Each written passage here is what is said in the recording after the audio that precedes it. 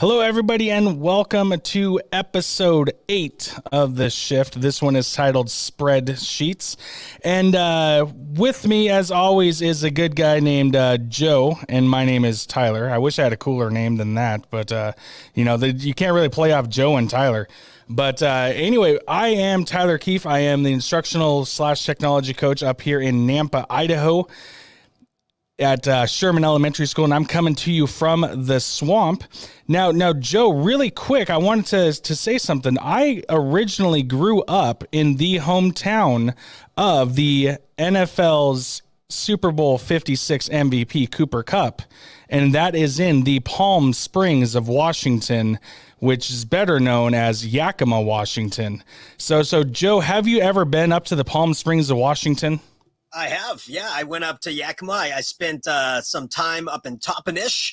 I have a real good friend, David Steiner. He works at Toppenish School District and Toppenish High School. And I've done some Google stuff up there with them. And I'll tell you, that's a long drive from Portland, Oregon. Some of it's beautiful as you're going past that Washington River. But there's not a lot of stuff up there. I brought my wife with me and I said, hey, come up with me to Toppenish. And Toppenish had a teapot gas station. And so on that, I want to clarify, because the teapot is actually in Zilla, which is where I graduated high school. So which is right across the bridge from Toppenish. But the teapot, now here's how old I am. When I was in high school, we could still get gas in its original location. Yeah, I think this was just a teapot with gas station pumps. My wife and daughter took pictures out in front of it. But then they proceeded to Yakima for the Yakima County Fair. They said they had a really good time.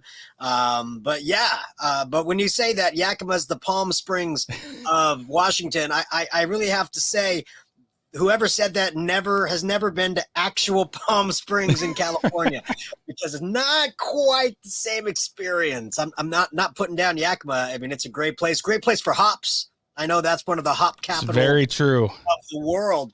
It just Palm Springs, California has just a little bit different feel. Just a minor edge over Yakima. But if Joe, anybody wants to call my bluff on that, you can always go to Palm Springs on March 17th to 19th for the Q conference happening in Palm Springs, California. So shameless plug. You can go to q.org/spring and sign up today. Hey, that was actually the transition I was going to make right there to, that exact same reference. So take a second, introduce yourself, Joe, what you do for Q and all that fun stuff. Yeah, so my name is Joe Marquez. I am Director of Academic Innovation for Q. That just means I get to do this and that fun things all around with teachers all across California and beyond, and get to create great shows such as this one with great co-hosts such as yourself, Tyler. Well, thank you, Joe.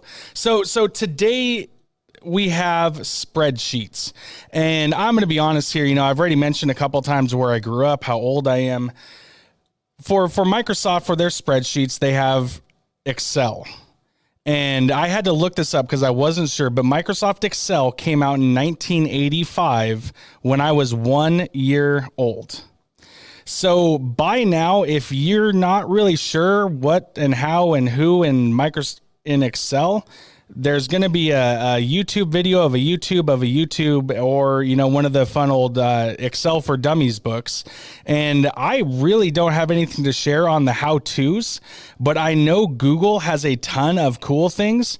And then we can discuss kind of the things of how we actually use Excel rather than showing the how-tos of how to add a column or sort them, those kind of things. So is that okay with you?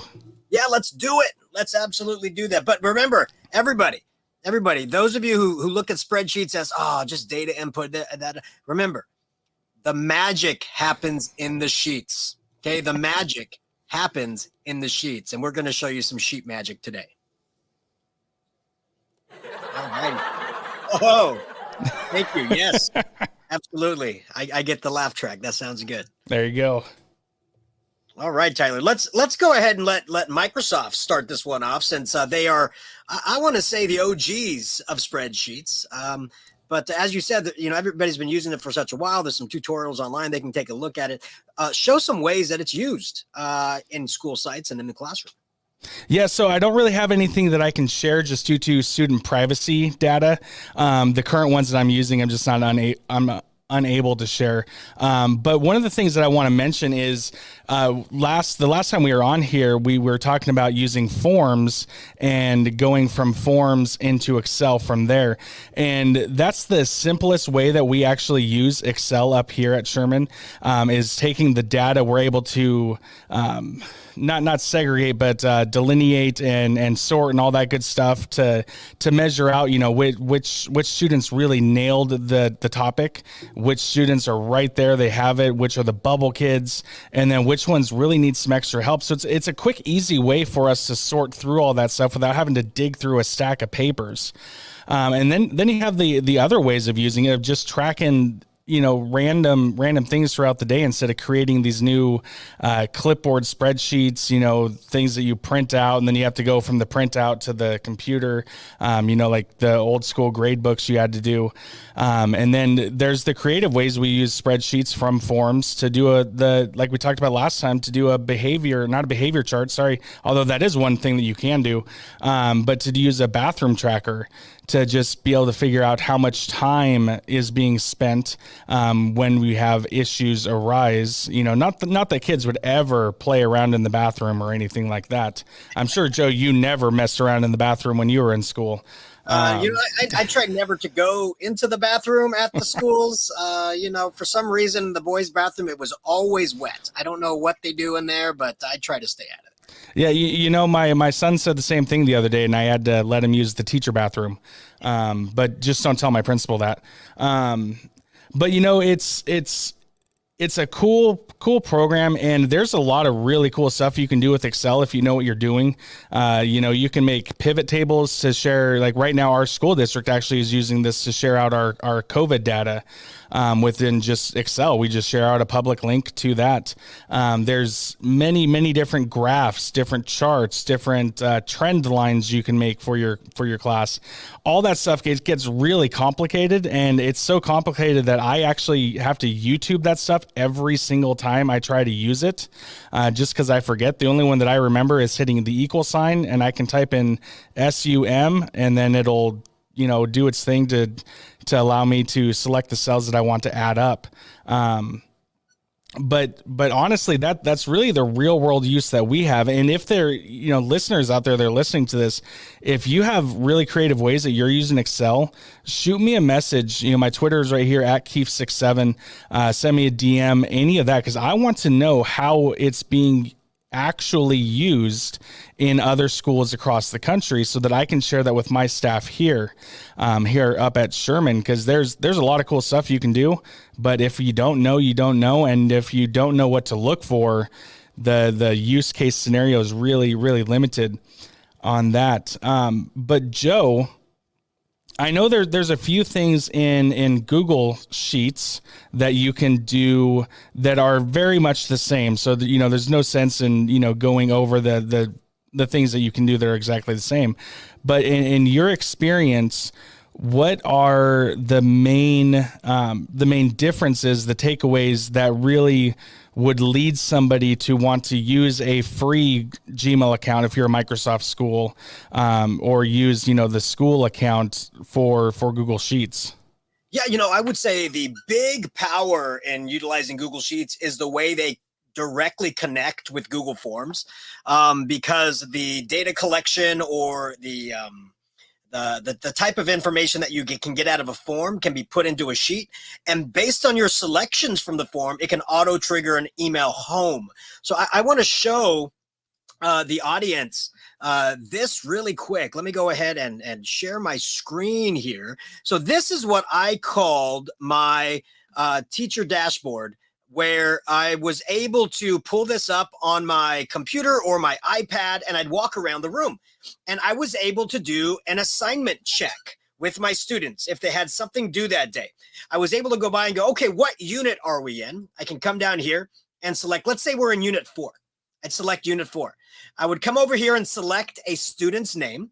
That name is directly linked in my spreadsheet to a parent email. So as soon as I click on this student's name in the spreadsheet, it does something called the VLOOKUP, which I'm going to show you how to do in a minute. And it will go, okay, that student name is associated with this parent's email. And so I would be able to click all of the Unit 4 work that they're missing. And then I would hit submit. And what that does is it automatically triggered an email home that said, hello, Mrs. Smith, your daughter Dolly is missing these 3 assignments from Unit 4. All of that because it grabbed a spreadsheet and created a mail merge. And so we talked a little bit about mail merges in the Google Forms section, but that's how I used it every day for an assignment check, and it would auto email home. Another way that I did this is that a Google form can be used for a unit quiz. And so the students would be able to come in here. The students would put their email in, or it automatically grabs their email. It would take the first, last name. It would find their period. They would take the quiz, and it'll auto grade it. And what this quiz would do is it would auto grade it to a spreadsheet. Again, every single form automatically creates a spreadsheet, and then that would automatically tell me if they got a 5 out of 10, a 10 out of 10, so on and so forth. And then they would get an email saying, this is your score. If the score was low, it would shoot an email to their parents and say, so-and-so got a low score on their quiz. Here are some resources they can use, and I'll let them take it again next week when they're ready. So it allowed me to have that fast, instant communication without touching it. The spreadsheet automatically identified what score they got, automatically identified what emails being sent home, and automatically sent the resources I associated with that quiz. It takes a little bit of time to set it up, but it's almost like dominoes. You meticulously set it up, but then it's just a little flick and you knock them all down. It was great, fantastic. And I'll tell you, my parents either loved my communication because they were kept in the loop, or they hated it because they would say, you communicate with me too much. And I always say, it's an old Fight Club saying, you determine your own level of involvement, right? So you can ignore my emails, but I'm not going to stop sending them. So that's the way I would do it. So there's the term, the helicopter parent, but you were the helicopter teacher. Yeah, but I wasn't even it was almost like autopilot. I wasn't helicoptering at all. And my students would say, "Oh, Mr. Marquez, you're telling my parents all this stuff." And I go, "I'm not telling them anything. The computer is. Blame technology that your parents get instant information on your grade, not me." Right? So that's one of the things that I absolutely love to do. Let me show you another thing. Oh, I see you. Did you have a question, Tyler? No. So one thing I did want to mention. So, you made the nice pun. The power is between the sheets. Start this out. But really, what I'm hearing is the power is when we take the forms or the Google Forms and connect it with the spreadsheet. Because I know with Microsoft they do have a quiz part of it too. It just doesn't like auto email parents kind of a thing. But it would auto email the students. But in order to get that, you have to have that connection between the two programs. If I'm understanding correctly, it's not just, you can't create this within Google Forms or Google Sheets or just within Microsoft Excel, or am I way off base and you actually can? You can, yeah. So you can use a form, and you don't even have to worry about sending any information to a sheet. You can do a spreadsheet without connecting it at all to a form, or you can have it connected. You can create a sheet after you've created a form and you've got an input, and then boom, the sheet will be created with all the columns and everything. Or you can create columns and turn it into a form. So it's completely backwards and forwards and sideways compatible with any way, which, and form, no pun intended, that you want to get these things done. But let me show you an activity that you can do without having to connect at all to a sheet. So this activity is a finance activity that an educator had created for their school. And what the students did was they would go and research 5 or 10 stocks that they would want to possibly purchase. And the teacher would give them fake money, not really give them money, but they'd say, okay, you have $10,000 to spend on stocks. And this was like a finance class. And they would say, okay, I'm going to buy these stocks and I'm going to see how they do during the course of this activity. And so they would come in here, let's say it's Apple. So they would type Apple as a stock they want. They would find Apple's symbol, AAPL. And then in the sheet, they would do a formula. It's just equals Google Finance, parenthesis, B5. B5 is the column and the row. So B5, so it puts in AAPL. And so what it does is Google does a search online, finds out what that ticker stock price is at that exact moment, and it will bring it into the sheet. You can see what its high has been, what its low has been, and the change from the day. All these different things that you can see, and then you can see which stocks are by. This is conditional formatting. So if you get a negative, it automatically turns it red. And if you get a positive, it automatically turns it green. So you can automatically see if your stocks have gone up or have gone down that day in the last 24 hours. And you can see these stocks are not doing so hot this day, this week. But then it'll show you all these different things. And you can even come in here and say, okay, my share, I had the finance is $112 a share. I have 5 shares, and it can tell you how much you have worth at that moment. You can even have another column over here that says how much you put in, and then see how much you've earned or lost based upon it. Just a great way for students to understand the stock market, to have a little game out of it, and learn how to set up cells in a spreadsheet. So that is one activity that I love to share, because it's, as long as you understand the formula, which is pretty simple, and all the different things you can do in that formula, you can have a really great activity with your students. Well, and what a good way to share, real world statistics, not just, coming up with random numbers and things on the fly. I mean, you could use real stuff in real time. How frequently does that update itself? Is it every time you open up the sheet, or is it just in real time?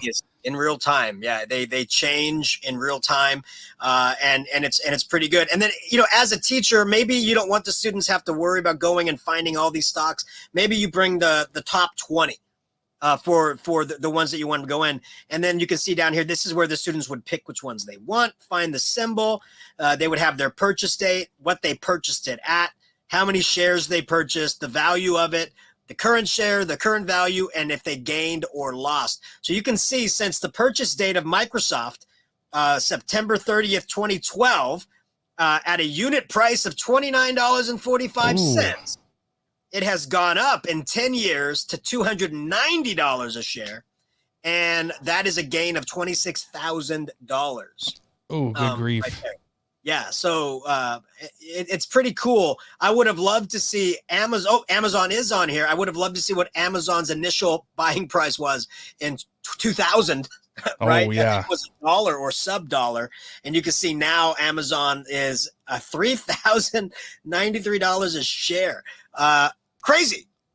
But it brings to life all that rhetoric you hear about the stock market, because now the students are actually, faux trading. But are being able to do that.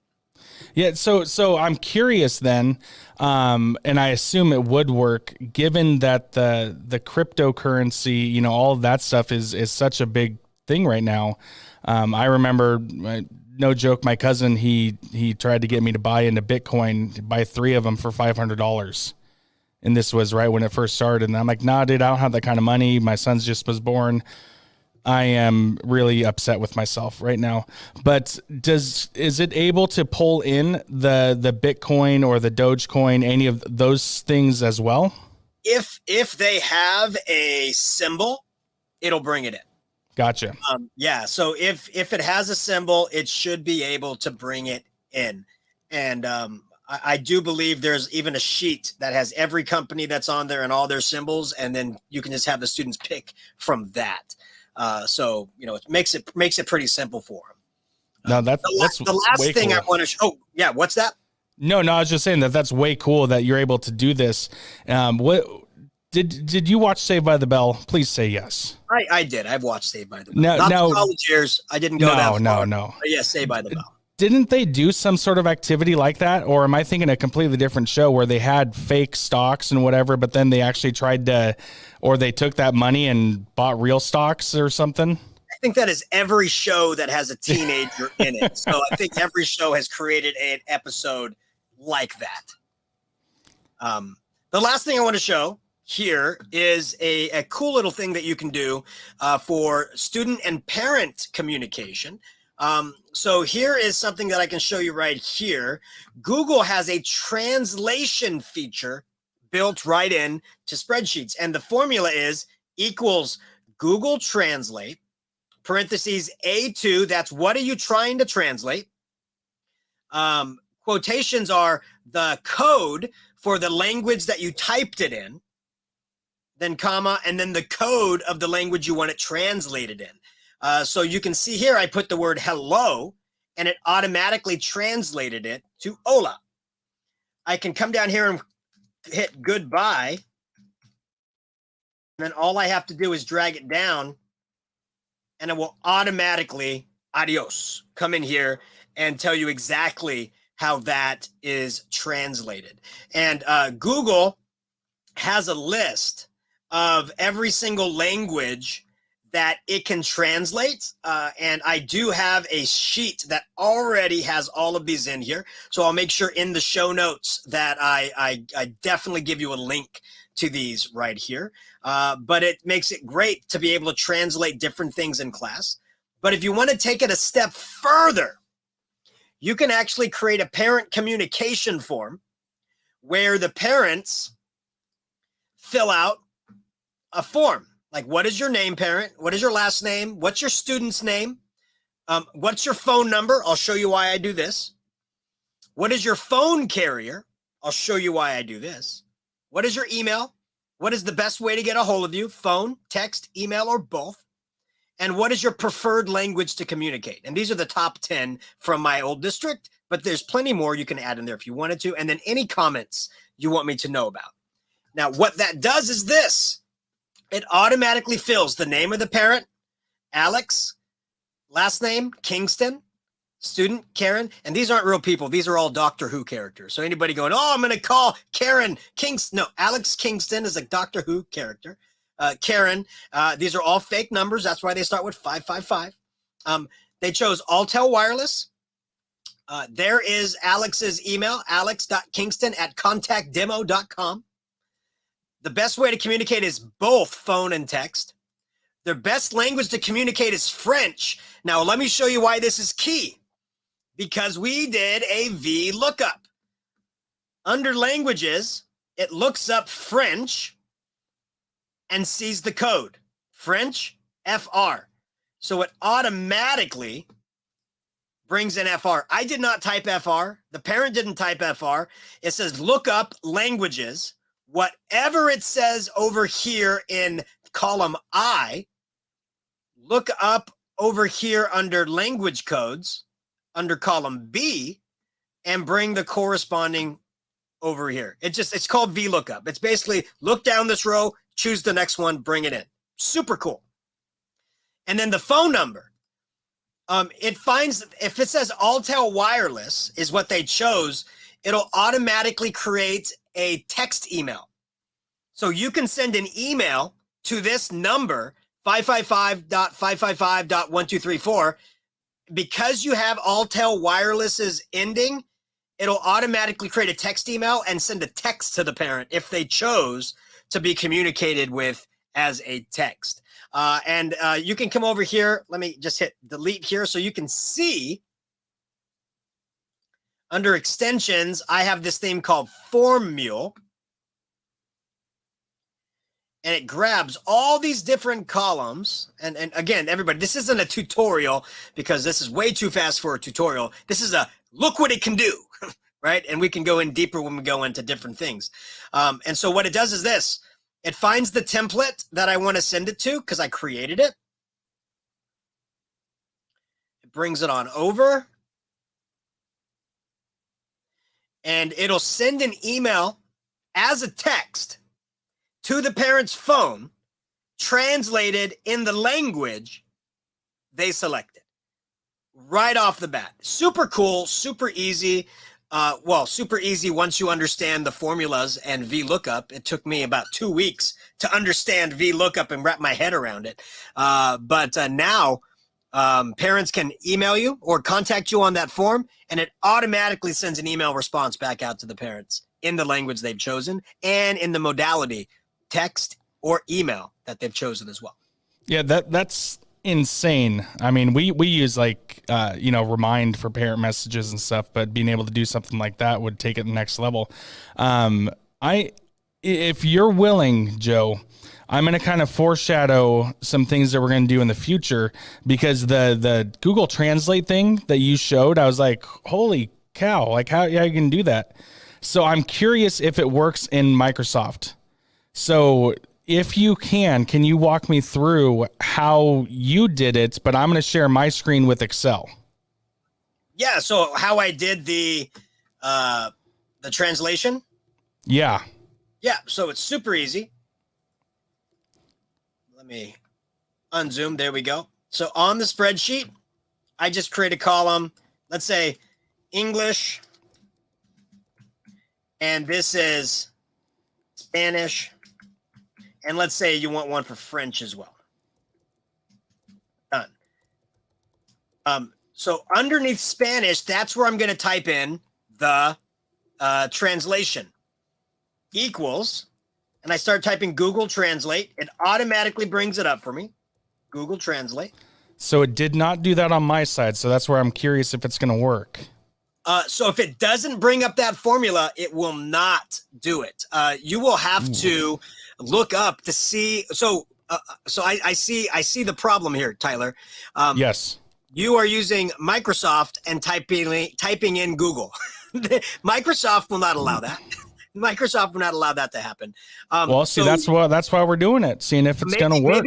Maybe Microsoft Translate. Try Microsoft in there.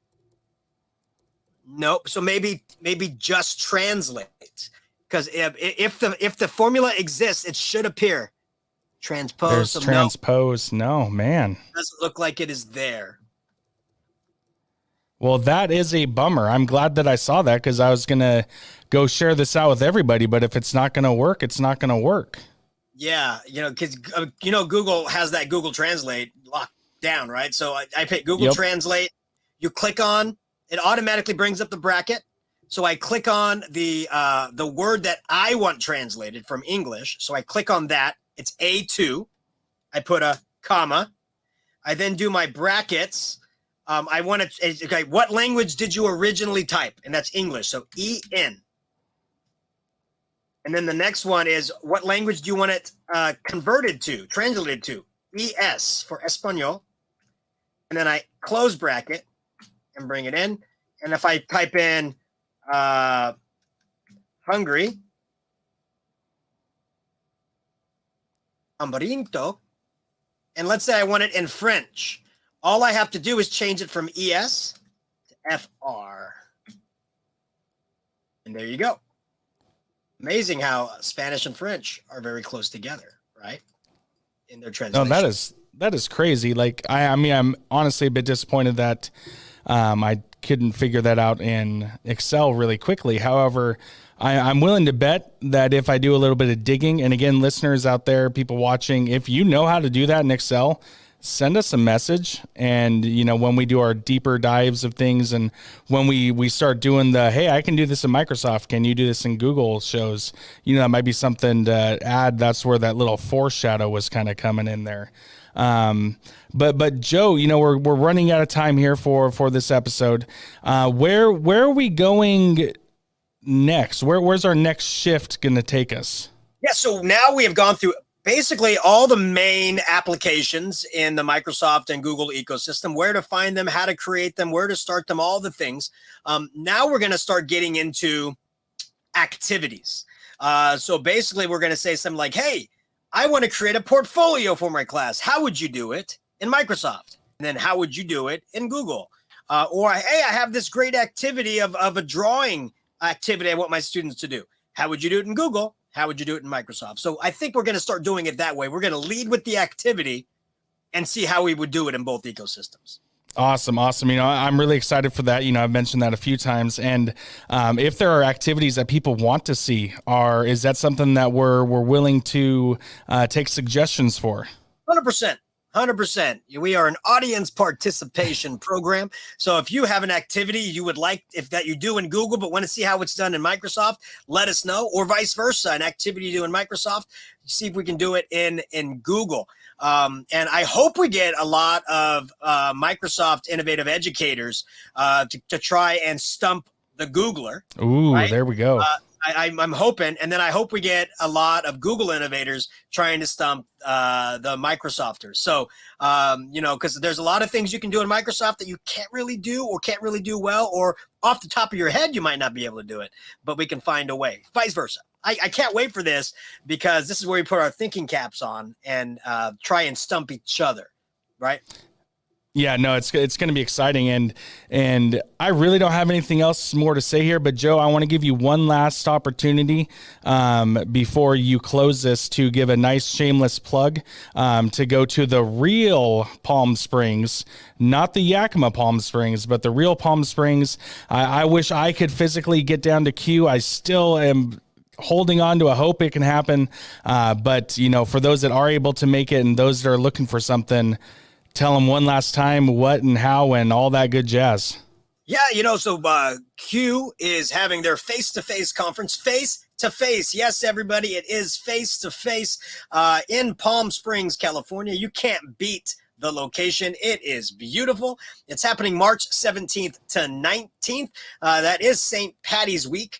So it's always a great time in Palm Springs. On Thursday, the 17th, not only are we going to have phenomenal day of sessions, but Palm Springs celebrates Q coming into town with the big farmers market down Main Street, Palm Springs.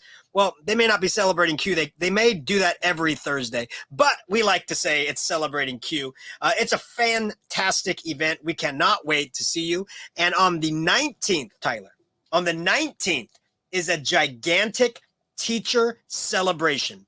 Not ready to share what's all involved, but I want you to think of all the fun and exciting things that you can possibly imagine doing. I'm not even going to say where, because it'll give it away, but it's going to be fun. Fun time with games and competition and the prizes. It is going to be a grand old time. So definitely come for the sessions, but stay for the teacher celebration on March 19th.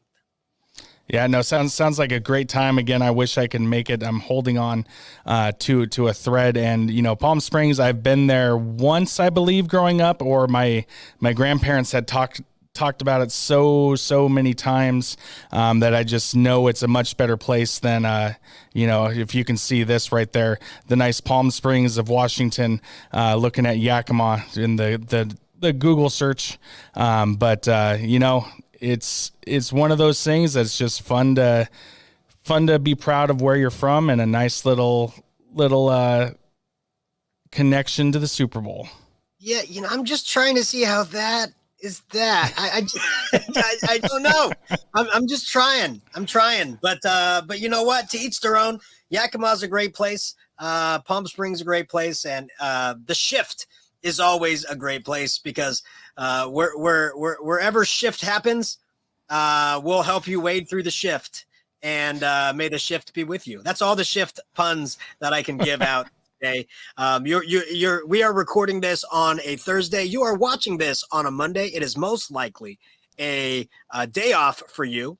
President's Day, Washington's birthday. And if it is a day off for you, then hey, go. This episode was way too long. You should be enjoying yourself on your day off. So I've been Joe Marquez, and Tyler has always been Tyler, and we cannot wait to shift our episodes to activities, for you.